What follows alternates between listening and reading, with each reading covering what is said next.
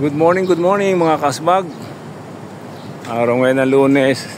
Nga sabi ng nawala kong ina ay ito ang panahon na may pangalan na raw ang ating araw. Ngayon ay Lunes Santo, kaya ang tawag ng ina ay may pangalan na raw araw. Pero napakasarap na sikat ng araw, kaya ako hindi na ngayon nagpapainit na naman.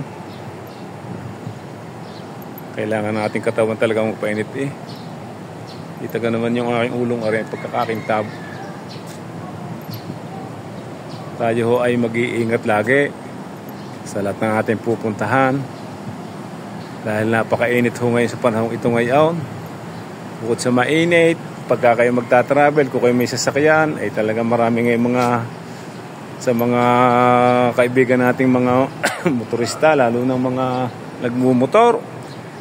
Ay kaliwa kanan, kung dumali kayo mag-iingat ha, at kung kayo naman hindi kayo pinagbigyan ng mga four wheels, huwag na kayo masyado mainit ang ulo. Nakikita ko sa mga YouTube na talagang nakikipag-away. Hanggat maaari mga rider natin diyan, kaunting lamig ang ulo. Dahil pag minsan naman nakikita ko rin nga kalimit katulad nung kalamban, nung Friday. Kung hindi ko na naman nakita, yung isang rider naman, basta na lang umu-overtake sa akin. Ako'y nasa dalawang linya yan. Ako'y nasa kanan.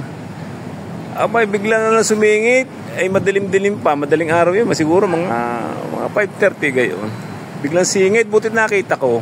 Ay, kung hindi ko naman nakita, di kay baka siya malito, mapakabig, di kay aksidente pa. Kaya, ang masasabi ko lang sa inyo mga rider, ay kayo ay mag-iingat lagi. At saka konting lamig ng ulo.